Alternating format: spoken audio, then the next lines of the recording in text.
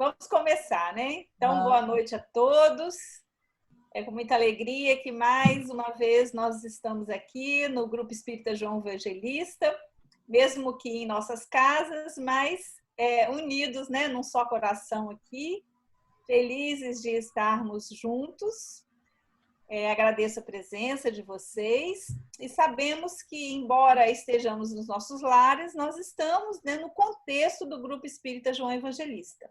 Então, para aqueles que desejarem colocar a sua água, que durante a palestra, né, será fluidificada, fiquem à vontade para preparar esse momento. Então, para harmonizar a nossa reunião e começar, nós vamos convidar a Regina para fazer a leitura inicial da noite de hoje.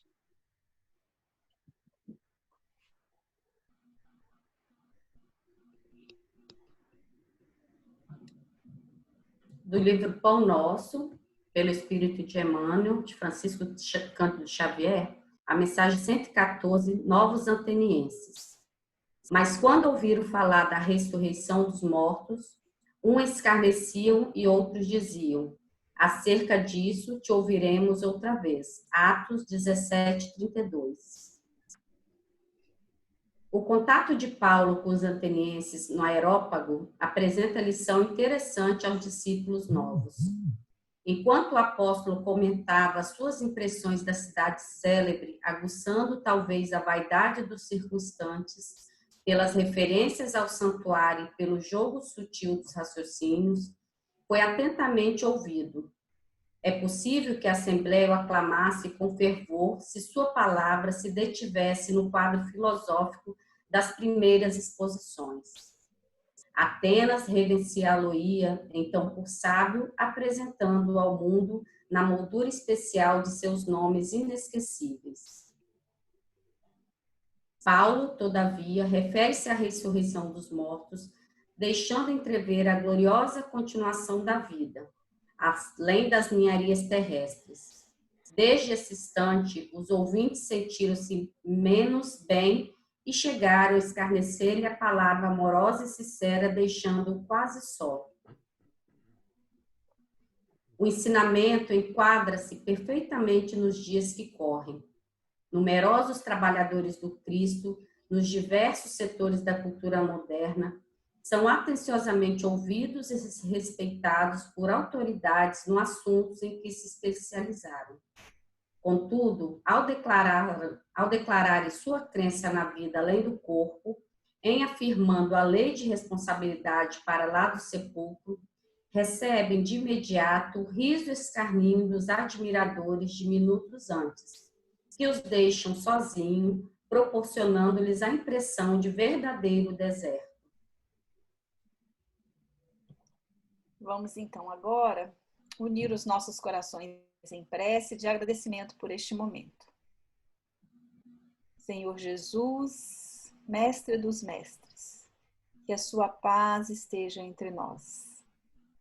Obrigada, amigos espirituais, pela oportunidade de aqui estarmos, reunidos no João Evangelista, nossa casa de carinho, nossa casa de amor e de caridade.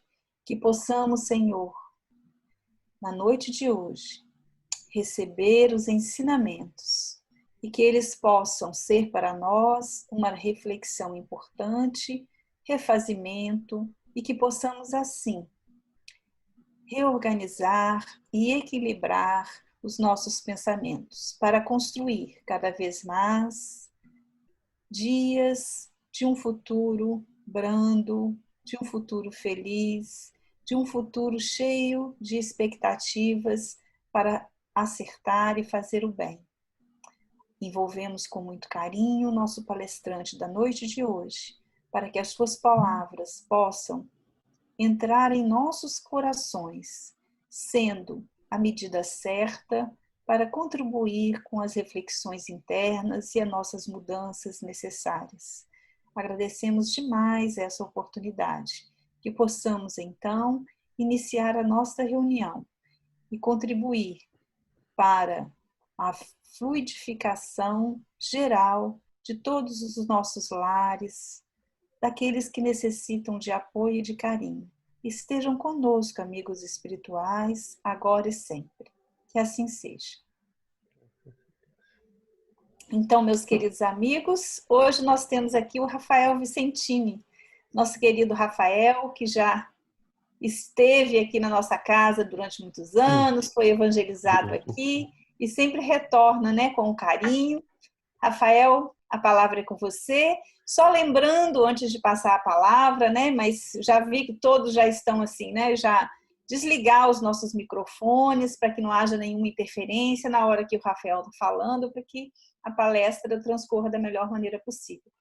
Rafael, obrigada pela sua presença. Esteja conosco, né, até o final.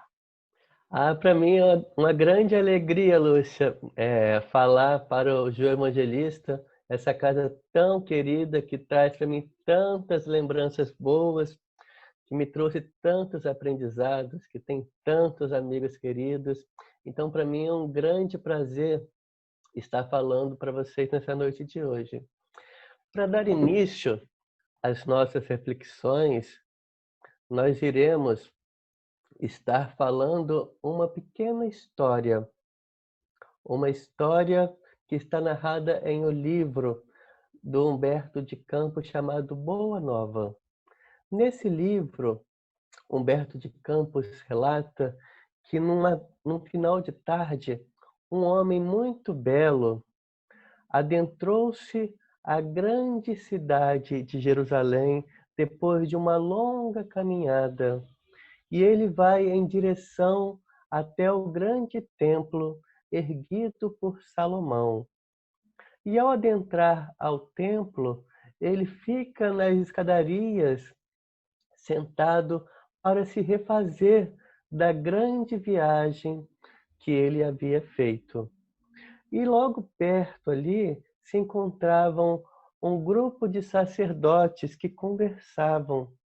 Um deles, o Hanã, que mais tarde seria um dos seus grandes perseguidores de sua causa, talvez tocado por aquele semblante puro e sereno, por aquela beleza, se aproxima daquele estrangeiro e lhe diz: Nazareno, que viestes fazer em Jerusalém?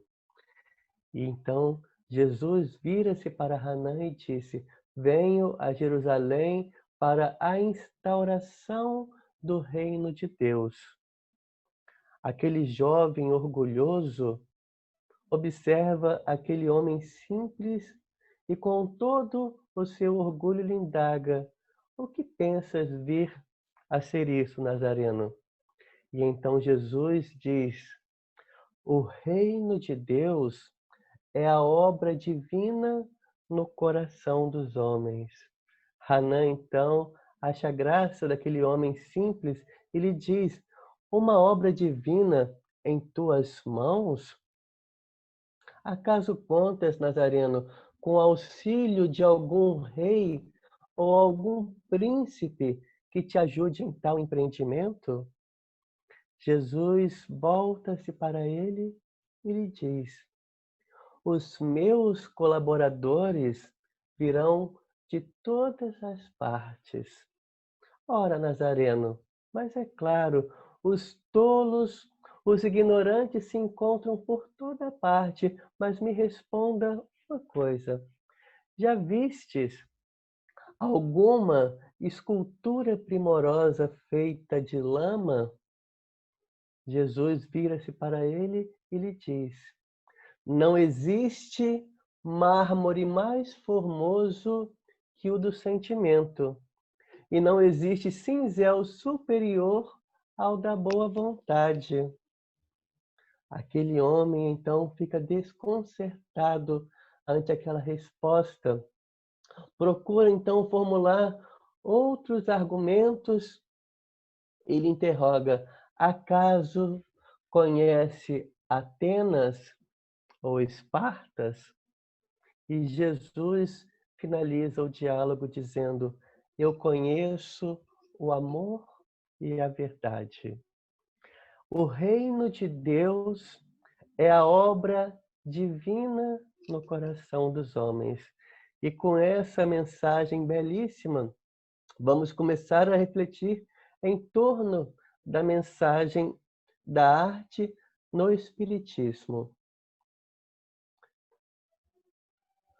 Aqui no primeiro slide, a Alta de Souza, através da psicografia de Chico Xavier, diz o seguinte: a arte nobre, ativa e bela, venha de crentes ou ateus, é sempre luz que revela a providência de Deus. Então, a arte nobre, ativa e bela, venha de crentes ou ateus, é sempre uma luz que se encontra para iluminar o caminho de todos em nossa ascensão evolutiva.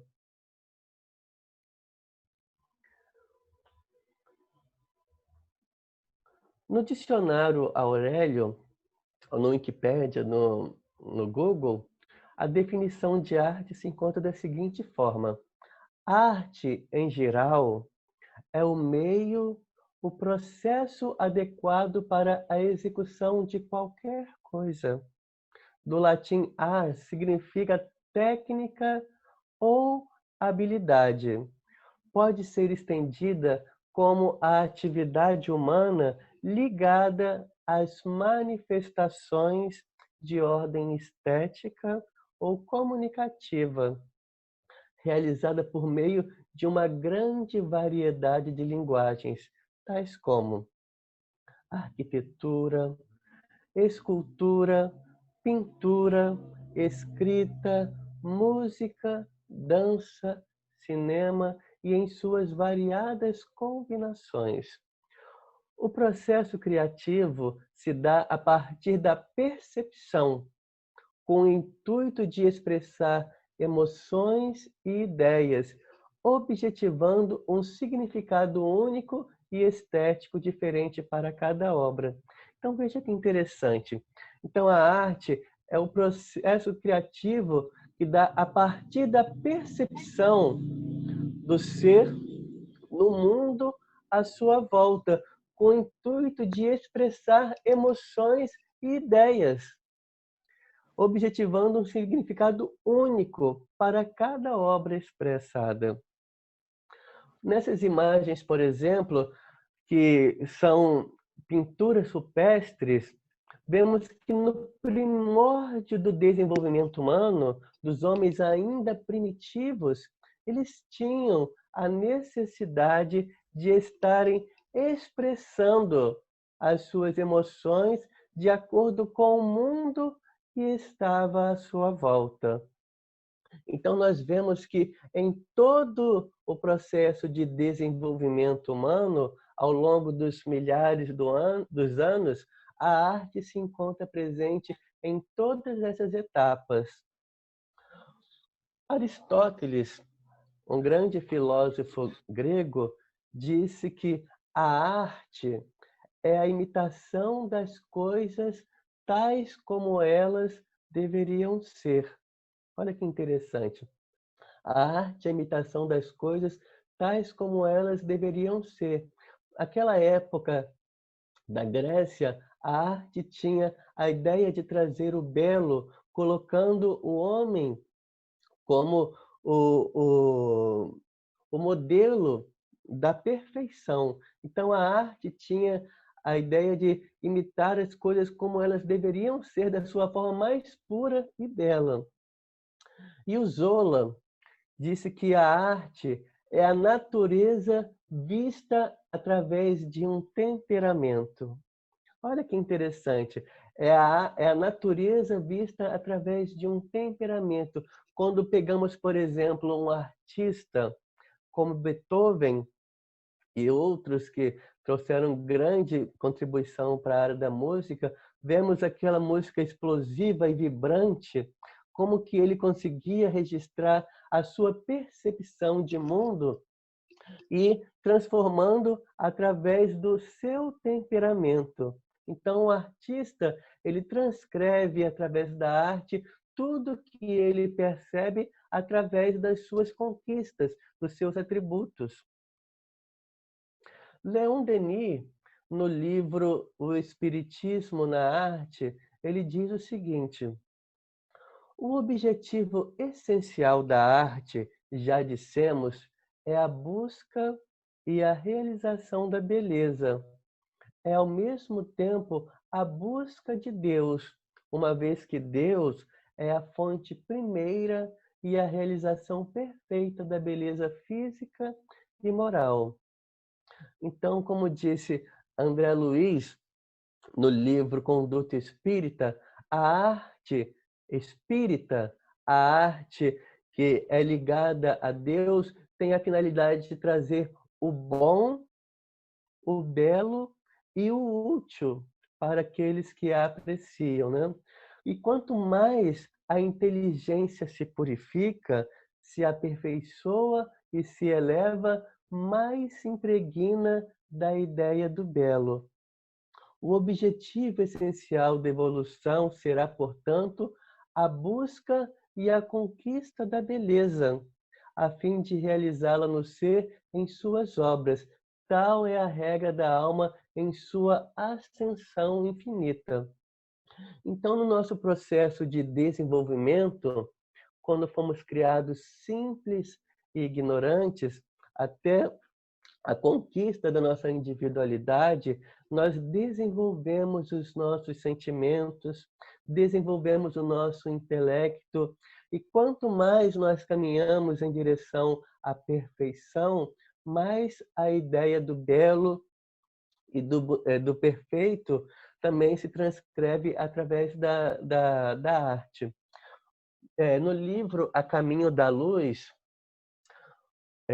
Emmanuel fala que Jesus, quando teve a incumbência de criar o nosso planeta Terra, ele disse para os seus arquitetos divinos que a beleza deveria estar presente em toda a natureza. Então, vemos a grande preocupação desses arquitetos com a harmonia e a beleza da natureza. Por isso que tudo que nós vemos que vem da natureza é sempre de uma forma harmônica e muito bonita.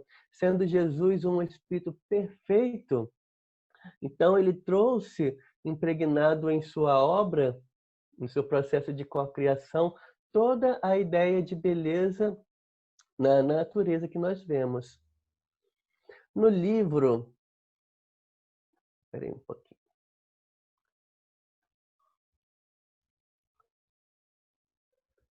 Só um minutinho.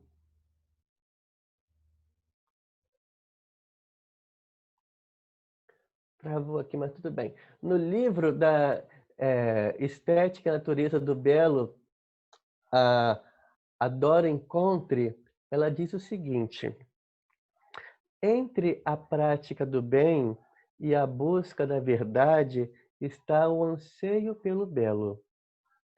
Desenvolvimento moral, intelectual e estético integram as necessidades evolutivas do espírito. O amor, a sabedoria e a beleza são aspectos inseparáveis da perfeição. Para definirmos melhor uma proposta de educação estética, temos de desmistificar os conceitos de arte e artista. Olha que interessante isso, olha.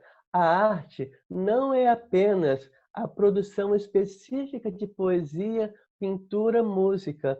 E artistas não são apenas alguns privilegiados que demonstram um talento inato. A arte é uma forma de manifestação existencial do espírito. No livro O Evangelho segundo o Espiritismo, no capítulo 10,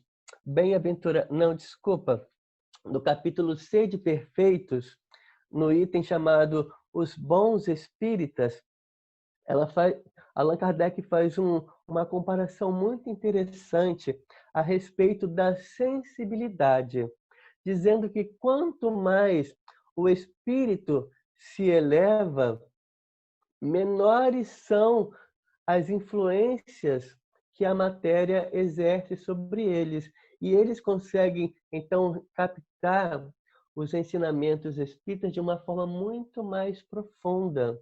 Diz assim, que nos daqueles que são ainda pouco desenvolvidos moralmente, os conceitos espíritas não os tocam profundamente, ao passo que outros, saindo apenas da infância, da adolescência, aquilo toma de uma forma muito profunda. E ele faz a seguinte comparação: uns representam como o músico que basta apenas alguns acordes para ele tocar as fibras mais íntimas, ao passo que outros ouvem apenas sons. Então, no nosso processo de desenvolvimento moral, nós desenvolvemos essa capacidade de nos emocionar com as obras de arte que nós vemos à nossa volta. Naquele livro da Ivone Pereira chamado Memórias de um Suicida, que conta o relato do Camilo Costa Branco, eu não me lembro agora o sobrenome dele, que mostra como que foi as suas impressões quando ele desencarnou pelo processo do suicídio, né? E como que foi o processo de adaptação na colônia espiritual que ele fora levado para um tratamento. E ele ficou longos meses internados, recebendo passe magnético, sopa e remédios, e a visita de inúmeros benfeitores espirituais, ajudando a se refazer daquele processo de grande sofrimento que ele estava passando. E ele conta que depois de algum tempo, quando ele se encontrava melhor, ele foi levado a um grande jardim, onde ele assistiu a uma peça de teatro, de uma dança, e ele falou que aquilo lhe comoveu tanto, aquilo que ele observou naquela apresentação artística, que ele conseguiu se libertar de uma energia que o trazia muito sofrimento, ainda vinculado ao processo do suicídio. Ele diz que aquilo tocou mais fundo ao seu coração do que todas as conversas que ele teve com os benfeitores, com os passes e com os remédios que ele tocou. Então vejam como que a arte tem essa finalidade de auxiliar o espírito no desenvolvimento dos sentimentos mais enobrecidos. Então, o artista não é apenas aqueles que conseguem desenvolver uma obra de arte na pintura, na música, mas sim aqueles que conseguem ter a sensibilidade de perceber essa arte e de ser tocado por ela. E Jesus foi o arquétipo do belo e do bem. Em toda a criação aqui do nosso planeta Terra, a busca pelo belo foi a grande preocupação de Jesus e dos seus arquitetos. Deixa eu tentar passar para cá, que está me atrapalhando. Consegui. Por que estudar a arte? Desculpa. Resposta de Paulo, o apóstolo, na questão 1009 de O Livro dos Espíritos. Gravitar para a unidade divina, eis o fim da humanidade. Para atingi-lo, 3 coisas são necessárias: a justiça, o amor e a ciência. O objetivo da criação, que consiste no culto harmonioso do belo, do bem, idealizados pelo arquétipo humano, pelo homem Deus, por Jesus Cristo. Então, a justiça, o amor e a ciência estão vinculados como um dos objetivos da nossa perfeição. No livro também do Leon Denis, ele faz o seguinte apontamento: por que estudar a arte à luz do espiritismo? O que diferente tem a arte espírita para a arte pagã, não espírita? O estudo do espiritismo, em suas relações com a arte, encerra os mais amplos amplos problemas do pensamento e da vida. Ele nos mostra a ascensão do ser na escala das existências e dos mundos, em direção a uma concepção sempre mais ampla e mais precisa das regras de harmonia e de beleza, de acordo com as quais todas as coisas são estabelecidas no universo. Nessa magnífica ascensão, a inteligência cresce pouco a pouco. Os germes do bem e do belo nela depositados desenvolvem-se, ao mesmo tempo em que se amplia sua compreensão da lei de eterna beleza. Então, no nosso processo evolutivo, nós fomos criados simples e ignorantes, como nos disse os espíritos, e vamos passando por diversos estágios para o desenvolvimento de nossas potencialidades divinas. E eles nos falam que o gênio de hoje é aquele espírito que, ao longo de inúmeras existências e pelo seu esforço, ele conseguiu atribuir em si todas essas qualidades que lhe fazem a genialidade. E um exemplo muito interessante está no livro Devassando o Invisível, da Ivone Pereira, que ela relata as suas experiências enquanto médium no processo de desdobramento, no processo da psicofonia, na clarividência. E ela relata que em uma dessas saídas do corpo para o mundo espiritual, ela se encontrou com o espírito do Frédéric Chopin, que fora um grande compositor aqui na Terra no período romântico para o piano, com as obras mais bonitas que a gente pode imaginar, que ficou muito marcado quando ele veio aqui na Terra. E ele disse que ao longo de vários séculos consecutivos, ele se dedicou ao estudo e ao aperfeiçoamento da arte. Ele conta que em Roma, ele havia vindo à Terra como aquele grande poeta, escritor chamado Ovídio. Alguns séculos depois, ele vem novamente no período do Renascimento, no século XV, como o grande artista chamado Rafael Sanzio, que fora um dos grandes nomes do Renascimento nas artes plásticas e na arquitetura. E depois de alguns séculos, novamente ele reencarna como Frédéric Chopin, na área da música. Então vejam, ele se desenvolveu na escrita, né, na poesia, depois ele se desenvolveu no campo das artes plásticas, da arquitetura, e depois passou para a música. Então, ao longo de quase 10 séculos, ele se desenvolveu no campo da arte. E ele falou uma coisa muito interessante para Ivone Pereira, que ele estava se preparando para reencarnar no início do século XXI.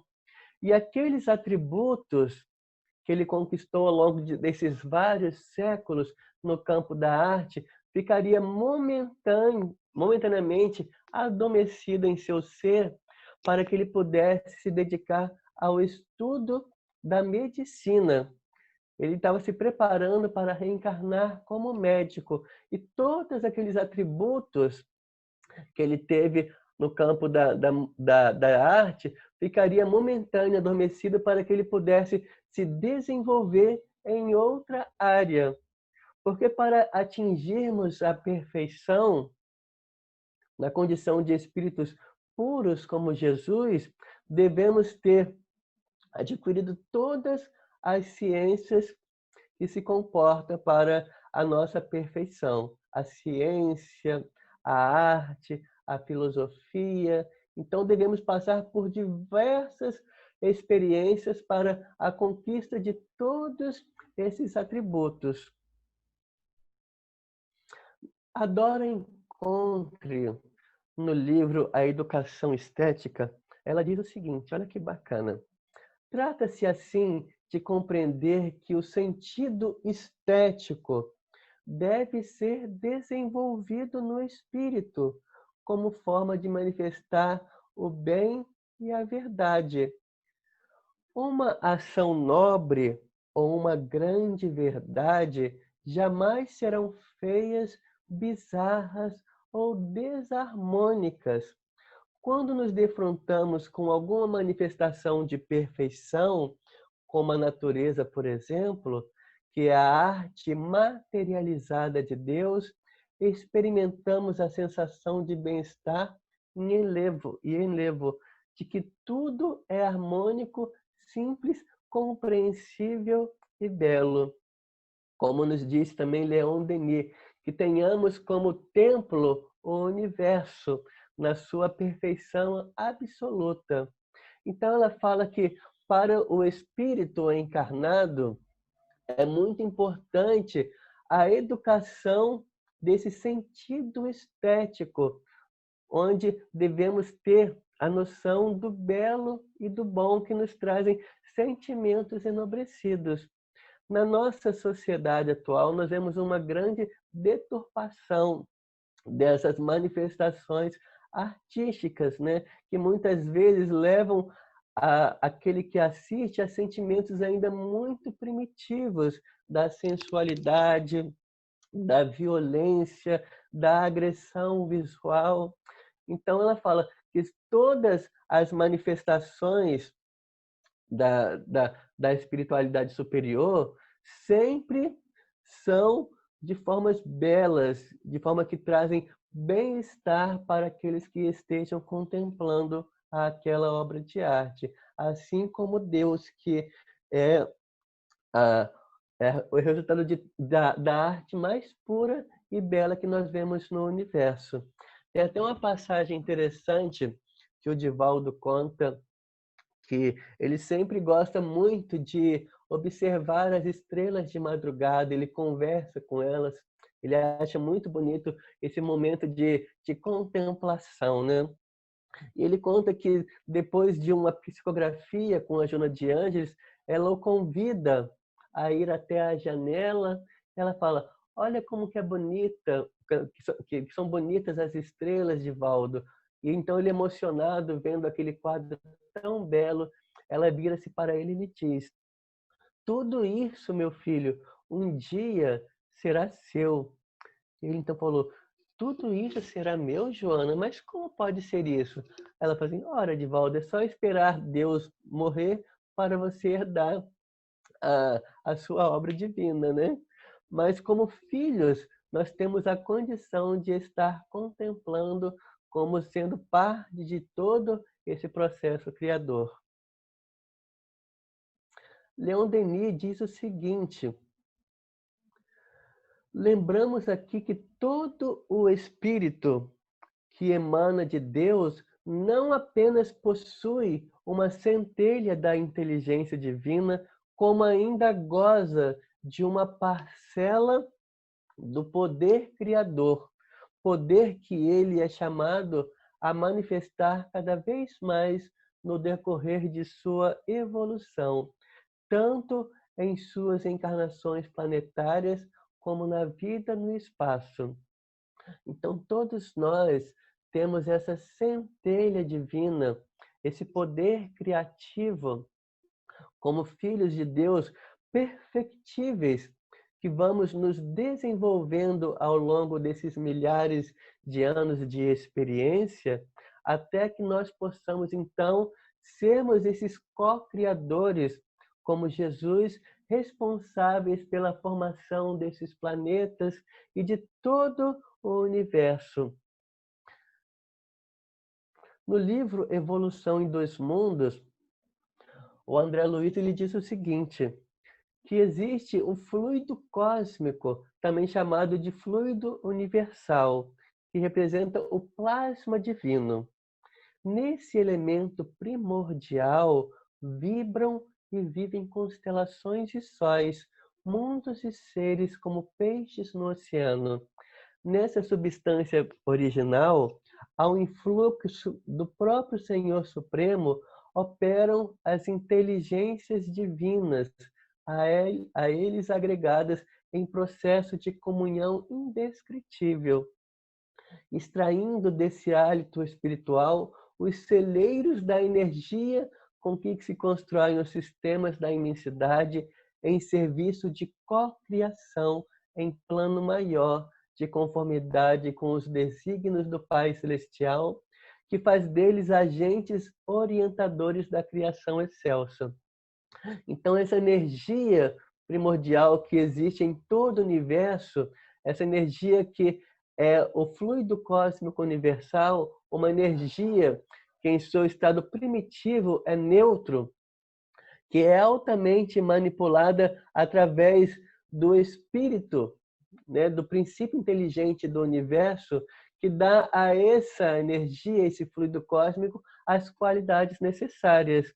E esses espíritos crísticos perfeitos, como relata Emmanuel no livro A Caminho da Luz, que na direção de todos os fenômenos que estão em torno da nossa Via Láctea, existe uma comunidade de espíritos puros e perfeitos pelo Senhor da vida, dos quais Jesus é um dos seus membros divinos, que eles estão responsáveis por toda a manutenção desse nosso sistema, que trabalham num processo de co-criação, em um processo de comunhão com o Pai Celestial.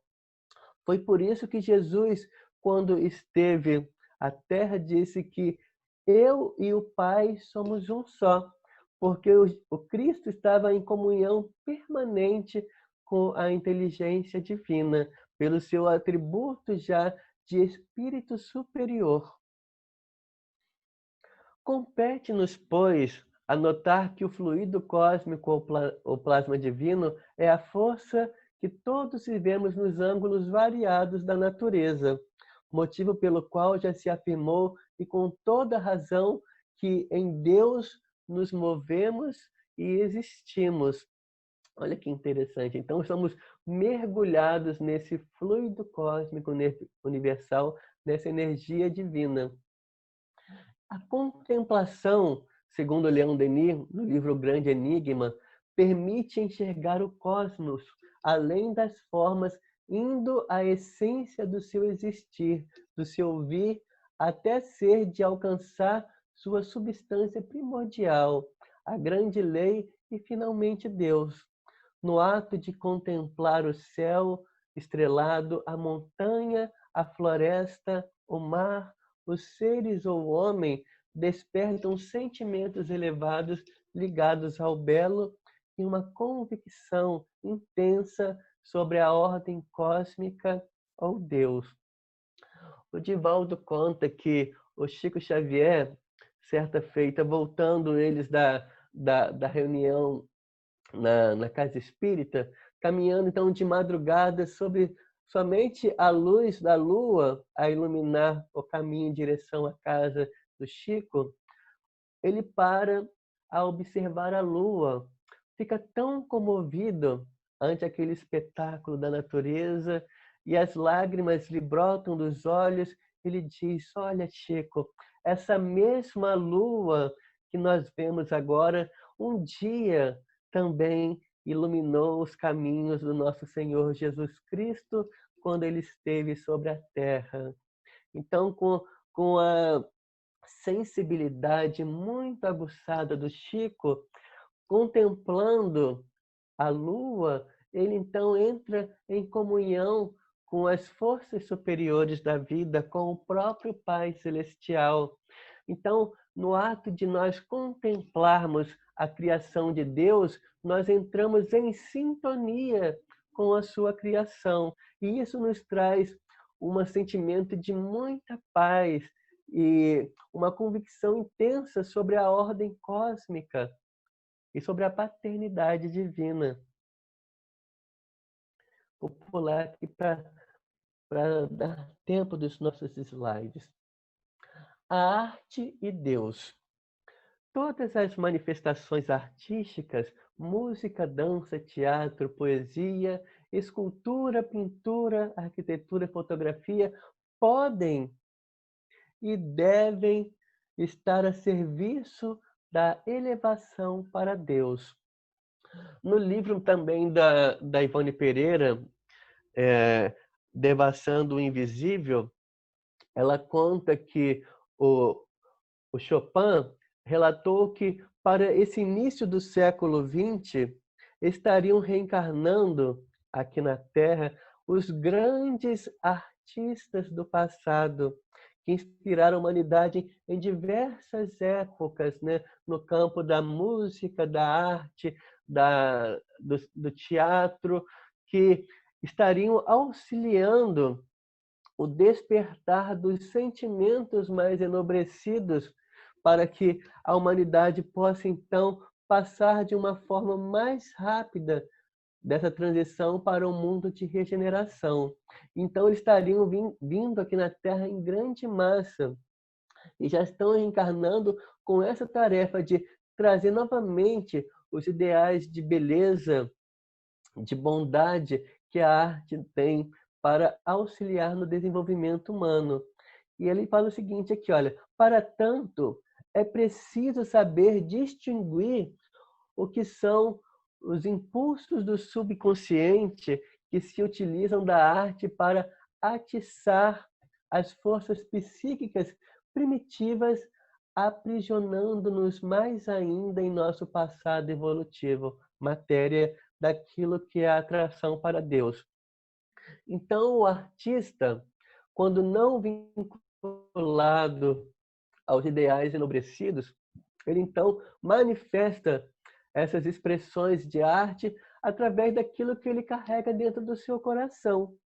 E trazem conteúdos que, ao invés de auxiliar aqueles que estão observando, trazem grande prejuízo, aprisionando-nos ainda mais às sensações mais primitivas do nosso ser, trazendo-nos dificuldade de alcançarmos padrões mais elevados da nossa consciência. Então, a arte, ela tem a finalidade de trazer esse auxílio, esse processo de despertar dos nossos sentimentos mais puros. A arte na espiritualidade. Isso aqui é muito interessante. Olha, no entanto, muitas coisas do plano divino não podem ser transmitidas aos homens. A arte, sob forma de inspiração, faz parte desse todo maravilhoso que compõe o universo. É o relâmpago, ou antes é a centelha que estabelece a relação entre Deus e as criaturas. Os espíritos que ajudaram Leon Denis na escrita desse livro, O Espiritismo na Arte, ele nos fala que a nossa arte aqui na Terra ainda é muito infantil, pelo nosso processo ainda de espíritos imperfeitos. Nós conseguimos manifestar as expressões artísticas, as mais belas que nós conhecemos, de uma forma ainda muito pálida e imperfeita com relação à arte nos mundos mais nobres e elevados, né? E no livro Os Mensageiros, tem uma passagem que eu acho muito interessante, quando André Luiz, junto com alguns companheiros, eles vão para um vasto salão para uma confraternização depois das suas atividades numa colônia espiritual próxima à Terra. E ao meio desse salão tinha um piano. E uma jovem que havia voltado da Terra há pouco tempo fora convidada a tocar. E ela então tocou uma música lindíssima de Bach, que era a Tocata em Fuga em Ré menor de Bach. E todo mundo ficou emocionado com aquela música porque fez recordar da terra, das emoções, né? E um espírito que se encontrava presente, Celina, que vinha de uma região espiritual bem mais elevada, fora convidada a tocar uma música ao piano também.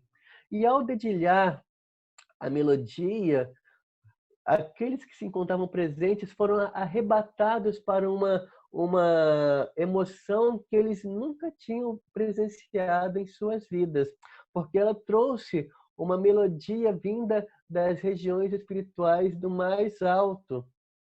E enquanto aquela jovem trouxe as emoções da terra, aquele espírito Celina elevou os sentimentos daqueles presentes a regiões espirituais muito enobrecidas e foram tocados grandemente em seus corações.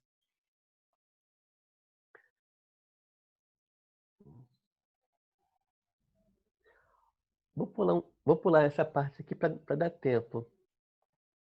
A inspiração. A arte bem compreendida é um poderoso meio de elevação e de renovação. É a fonte dos mais puros prazeres da alma. Ela embeleza a vida, sustenta e consola na provação e traça para o espírito antecipadamente as rotas para o céu. Quando a arte é sustentada e inspirada por uma fé sincera, por um nobre ideal, é sempre uma fonte fecunda de instrução, um meio incomparável de civilização e de aperfeiçoamento. Então, o artista, quando inspirado pelas forças mais superiores da vida, ele traz uma mensagem muito boa que auxilia no desenvolvimento da humanidade. Eu me lembro de uma passagem do livro do Khalil Gibran, que eu gosto muito, chamado O Profeta, do qual o Gibran ele relata como foi a escrita desse livro, que é um livro altamente espiritualizado, que traz uma mensagem muito bonita. Ele relata que quando ele estava para escrever o livro, ele se voltava para o seu quarto e ele entrava num estado meio febril e as ideias lhe vinham e ele ia relatando para a sua copista que apenas estava escrevendo. Então ele recebia aquela inspiração e ia falando e a sua funcionária apenas escrevia tudo aquilo que ele estava recebendo do mundo espiritual superior, num processo claro de mediunidade, de inspiração. Nesse livro, nessa carta aqui, que Mozart escreve para um amigo, é muito interessante porque nos mostra claramente a influência do mundo espiritual auxiliando os artistas na transmissão da sua arte.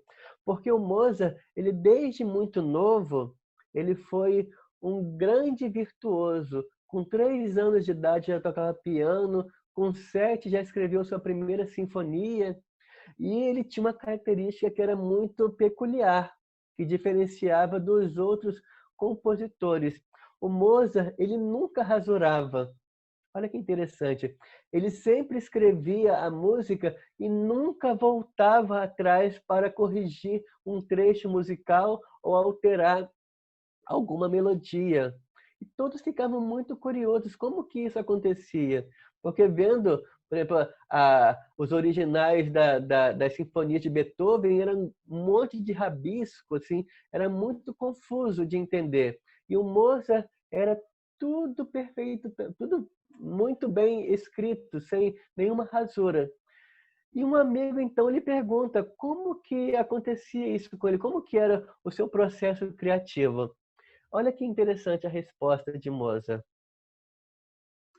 Dizeis que gostaria de saber qual é a minha maneira de compor e qual é o meu método.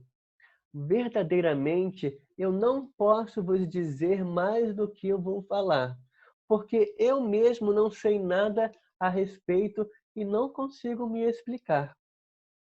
Quando estou com uma boa disposição e completamente só, durante meu passeio, os pensamentos musicais me vêm em abundância. Não sei de onde vêm esses pensamentos, nem como eles me chegam, minha vontade não tem nenhum poder nisso. Olha que interessante, então. Quando ele se encontrava nos seus passeios e completamente só, as ideias lhe brotavam, que eram trazidas pelos espíritos superiores, e o Mozart, então, só tinha o trabalho de transcrevê-la para a partitura, aquelas composições belíssimas que deixou para a humanidade, mostrando claramente a mediunidade da intuição que esse artista era dotado. Mas para que isso possa acontecer, necessário que o espírito... Caiu, mas eu voltei, gente, Pensei que fosse a desculpa. minha. Voltou. Que bom, Rafael, que você voltou. Voltei, desculpa, gente. Não, vamos lá. Vamos Vamos lá. continuar que tá quase acabando. Vamos lá. Tá bom demais, vamos lá. Vou fechar aqui. Então, voltando ao nosso raciocínio com relação à inspiração, para que este consiga receber de uma forma produtiva e decodificar essas informações trazidas do mundo espiritual, ele tem que ter uma bagagem interna para que ele possa, então, trazer a mensagem da maneira mais fiel possível.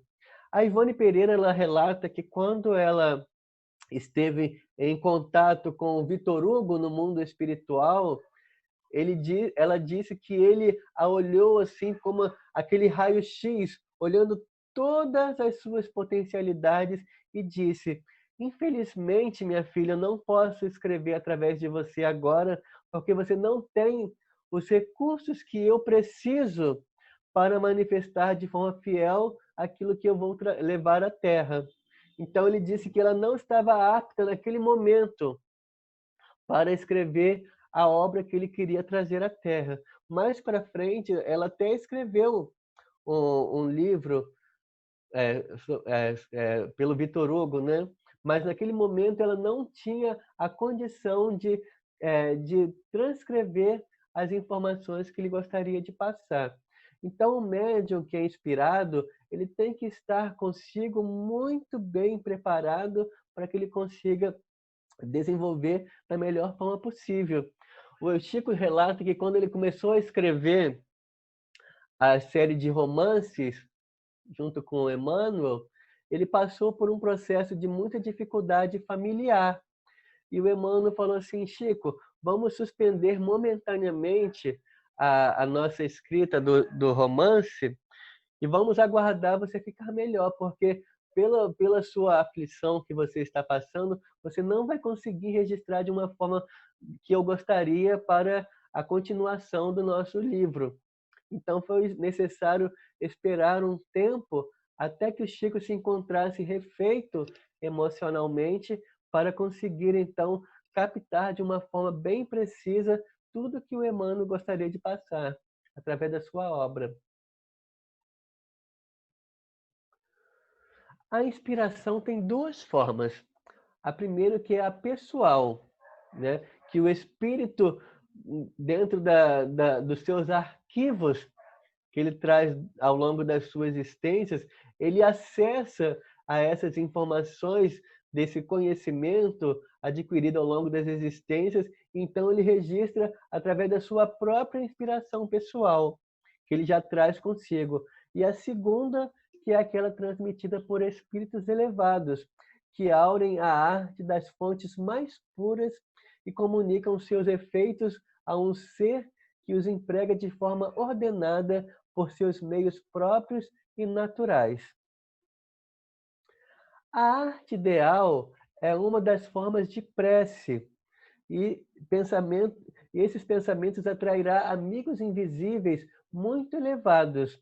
A eles será fácil fazer realçar o brilho da chama acesa anteriormente, ou seja, das conquistas, né? E da alma do artista brotarão obras inspiradas pelo belo e pelo divino. Então, quando o artista ele tem esse hábito da oração, desse culto, né, da divindade, ele então consegue registrar de uma forma mais profunda a essa inspiração que lhe chega transmitindo através das obras de arte. Eu me recordo que o meu pai, né, ele é um artista assim extraordinário. Tem até alguns quadros aqui dele, aqui, mas não dá para ver, que ele pinta muito bem. E eu sempre acompanhei que meu pai sempre foi uma pessoa muito inspirada. Às vezes eu ia dormir e quando eu acordava, meu pai havia virado a noite fazendo um quadro, né? Batia aquela inspiração, ele ficava a noite toda fazendo uma obra muito bonita. E eu acordava, eu estava o quadro perfeito já pronto, quando eu ia para a escola, né? Então a inspiração, ela atua em todos os campos da arte, em todos os setores da nossa atividade humana.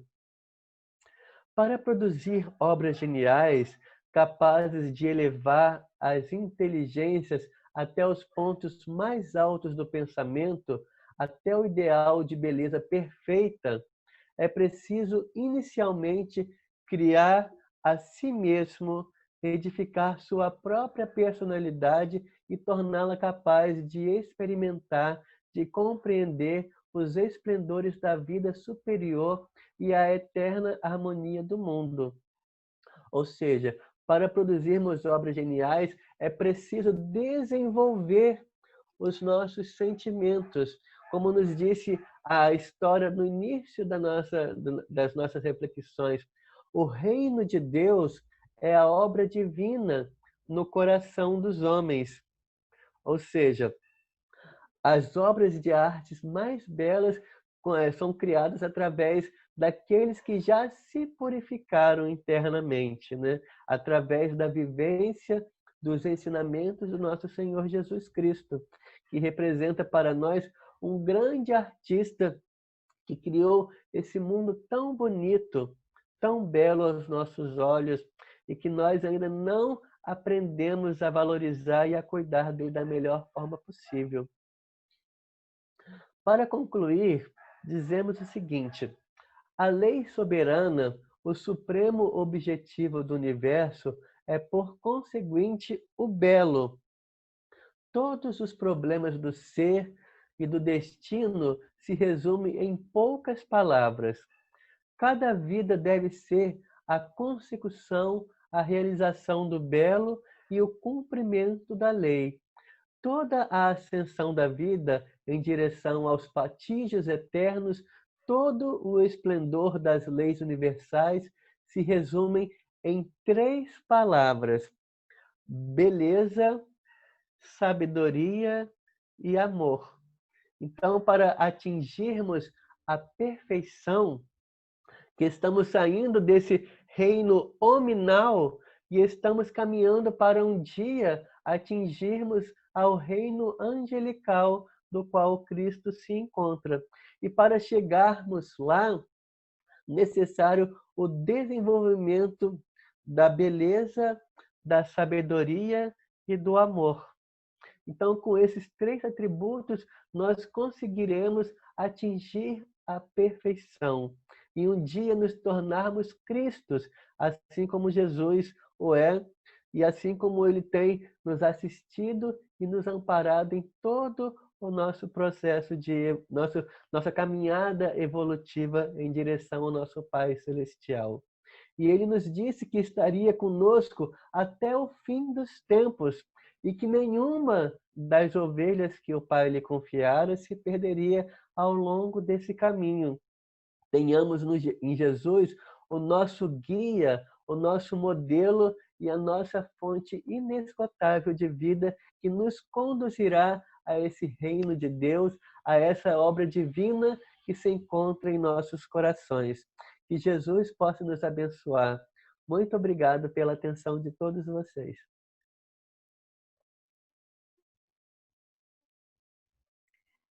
Rafael, nós que agradecemos essas palavras, nós fomos aqui inebriados hoje nas artes. Agradecemos demais esse passeio que você fez aí com a gente, dentro da doutrina espírita, historicamente, falando, foi realmente muito gostoso de ouvir. E eu não poderia, a sua palestra não poderia ser num dia ideal. Hoje teve um encontro da área sediado pela Federação da área de trabalhadores da arte espírita, e que nos lembrou exatamente da importância, né, dessa área estratégica dentro do movimento espírita, que tem várias federativas no nosso Brasil que já estão criando essa área, né? Aham.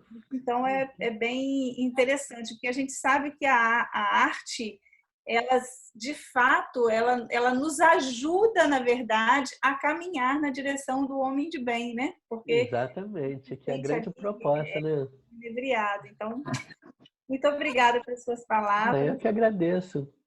Muito Olha, tá, a Hermezinha tá aqui, eu não tinha visto a Hermê. Tanto tempo que eu não vejo a Hermê, Florentino, Raimundinho, tanta gente querida, que bacana. O Abraço, Darlan, Rafael. Um abraço grande. Parabéns, essa palestra o nosso querido maravilhosa. Darlan ali, ó. O Florentino, só É, gente boa, que coisa boa, gente. É isso mesmo.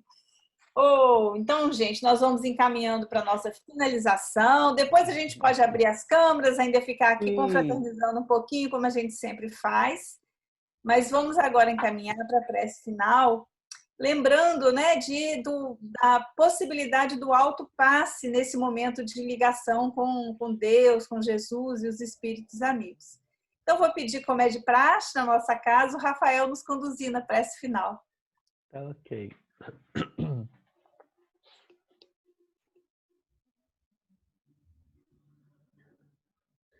Querido Pai Celestial, amado Mestre Jesus, aqui nos encontramos com os corações repletos de alegria e de gratidão por esse momento de comunhão com o teu pensamento, com a sua divina assistência.